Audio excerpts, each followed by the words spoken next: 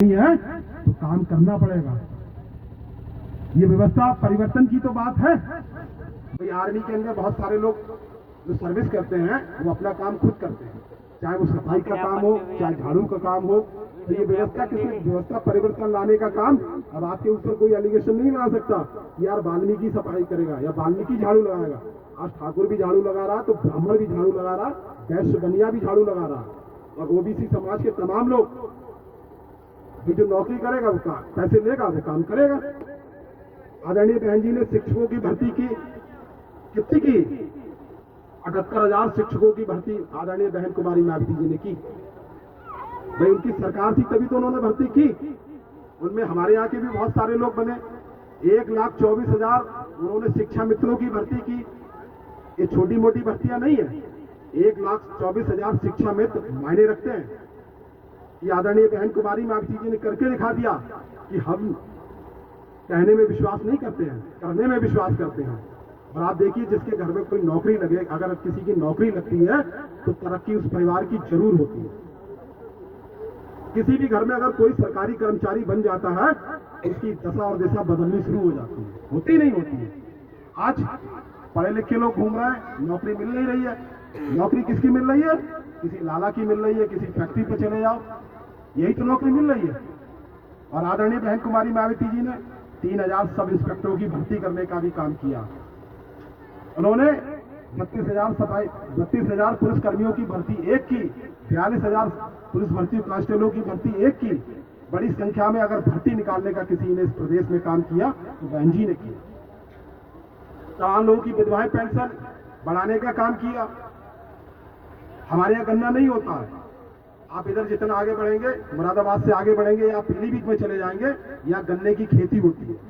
पहले गन्ने का रेट 125 रुपए हुआ करता था। जब उनकी सरकार बनी और किसानों ने कहा कि आदरणीय बहन जी हमारे गन्ने का रेट बहुत कम है, तो उन्होंने तत्काल 250 रुपए इस प्रदेश में गन्ने का रेट करने का काम अगर किसी ने किया तो बहन कुमारी मायावती जी ने किया। आज तक किसी सरकार ने 250 रुपए बढ़ाने का काम नहीं किया। अभी पिछले दिनों योगी जी ने 20 रुपए बढ़ाए। कितने सालों बाद? 14 साल बाद। अब आप समझिए कि 125 से दुगने करने का काम बहन जी ने कर दिया। आप सिर्फ आज 20 या 25 रुपए बढ़ा पाए। तो कहीं ना कहीं ये सोचने की बात है दोस्तों। आपस में भले ही मन मुटाव रखो, लेकिन पार्टी की जब बात आए सबको एकजुट होकर नामबंद होकर ये नहीं देखना है कि यार अगर हम वोट देंगे तो सम्मान राजेश सागर का बढ़ेगा। सम्मान राजेश सागर का नहीं, सम्मान सबका बढ़ेगा।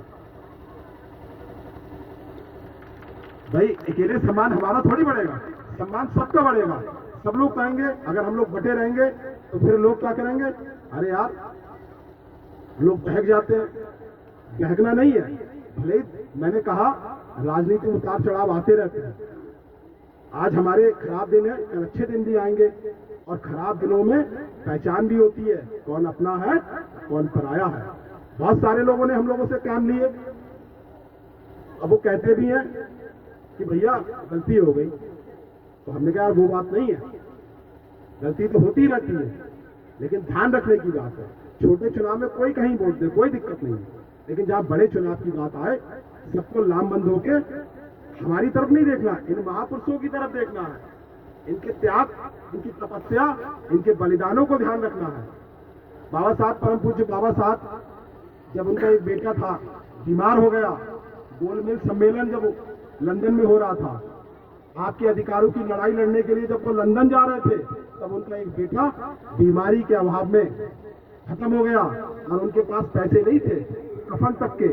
तब अंबेडकर साहब के एक भाई थे, उन्होंने कहा अरे बाबा साहब आप कहाँ जा रहे हो? तो उन्होंने कहा मैं लंदन जा रहा हूँ। बोले आपकी बेटे की लाश पड़ी हुई है और आप लंदन जा रहे हो? तो उन्होंने कहा मेरा एक बेटा मरा है, अगर मैं लंदन नहीं गया, अंग्रेजों के यहाँ जो गोलमेज सम्मेलन हो रहा था, उन्होंने पूरे देश के लोगों को बुलाया था। जब हमारा देश आजाद हो गया था, उन्होंने विभिन्न दलों के लोगों को बुलाया। इसलिए बुलाया था कि उन्होंने कहा कि आपका देश तो हम आजाद कर दे रहे हैं, लेकिन इस देश को चलाएंगे कैसे? तब परम पूज्य बाबा साहब डॉक्टर B.R. अम्बेडकर ने कहा ये वोट की लड़ाई लड़ी जा रही थी। तब किसी ने कहा वोट देने का अधिकार उसे होना चाहिए जो मैट्रिक पास हो। वोट देने का अधिकार उसे होना चाहिए जिसके पास 3 एकड़ जमीन हो। उस जमाने में हमारे पास 3 एकड़ जमीन हुआ करती थी, बताओ आप लोग। वोट देने का अधिकार इसलिए उन्हें मिलना चाहिए जो अन्य दल के लोग थे। उन्होंने कहा कि वोट देने का अधिकार उसे होना चाहिए जिसके खाते में 10,000 रुपए हो। ये इस तरह की लोगों ने अपनी अपनी राय रखी थी गोलमेज सम्मेलन में। अब परम पूज्य बाबा साहब ने कहा कि मैं आपकी राय से प्रभावित नहीं हूं, मैं आपकी राय का विरोध करता हूं। वोट देने का अधिकार उसे होना चाहिए जो इस देश का नागरिक है और जिसकी उम्र अब तो 18 साल कर दी गई है, उस समय 21 साल की उम्र तय की गई थी। उन्होंने कहा इस देश में चाहे वो किसी भी प्रांत का रहने वाला हो, चाहे वो गरीब हो, चाहे अमीर हो, चाहे राजा हो या रंक हो, चाहे दलित हो या मुस्लिम हो या पिछड़ा हो, वोट का अधिकार सबका एक समान होना चाहिए। और यही बात जब अंग्रेजों ने उनकी बात मान ली और इधर बाबा साहब के बच्चे की डेड बॉडी रखी हुई थी, लेकिन उन्होंने अपने बच्चे की ओर उसमें उनके जो क्रियाक्रम होते हैं उसके लिए वो नहीं रुके। वो आपकी लड़ाई लड़ने के लिए कहाँ गए? लंदन गए थे। क्यों गए थे? आपकी बदौलत ही गए थे। तब बाबा साहब ने कहा कि मेरा समाज सो रहा है और मैं जाग रहा हूं। और उन्होंने लड़ाई किसके लिए लड़ी? हम ही आपके लिए तो लड़ी। और कफन के लिए ये देखिए उनके घर में पैसे तक नहीं थे। और उनकी जो पत्नी थी रमाबाई अंबेडकर जी, उन्होंने अपने साड़ी का पल्लू फाड़ कर कफन डालने का काम किया। कोई ऐसी लड़ाई लड़ सकता है? आज अगर किसी का बेटा बीमार हो जाए, सपोज करो मेरा ही अगर बेटा बीमार हो जाए और मुझे कल मीटिंग में जाना, तो मैं भी ये सोच लूंगा यार मेरा तो लड़का बीमार है या मेरा बच्चा बीमार है, छोड़ो आज नहीं जाऊंगा। होगा नहीं होगा? बताओ। लेकिन उन्होंने आपके लिए अपने बच्चे की कुर्बानी दी। उन्होंने कहा ये बात सही है कि मेरा एक बेटा अभी दुनिया में नहीं रहा, अगर मैं लंदन नहीं गया तो बहुत सारे बेटे मेरे अनाथ हो जाएंगे। तो ये प्रेरणा ये बाबा साहब की प्रेरणा थी हम लोगों के लिए। तो मैं आप सबका बहुत लंबा समय मैंने ले लिया। मैं पुनः यहाँ के जो आयोजक लोग हैं जिन्होंने ये जन्मदिन को बड़ी धूमधाम से पूरे गांव में और पड़ोसी गांव में भी ले जाकर बाबा साहब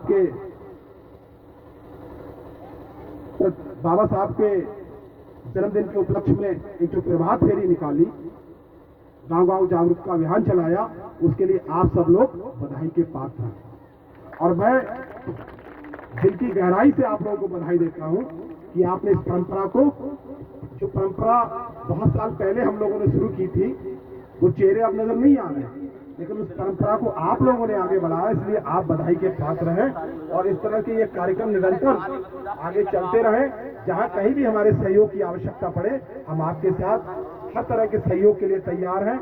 और इधर हमारी बैठी जो हमारी बहनें हैं, उन्होंने यहाँ पर हमें गंभीरता से सुना, यहाँ पर आकर हम लोगों का उत्साहवर्धन किया। सामने बैठी हमारी 6 ताई हैं, बुजुर्ग लोग बैठे हैं, इन्होंने हम लोग की आवाज को, हमारी बात को सुना।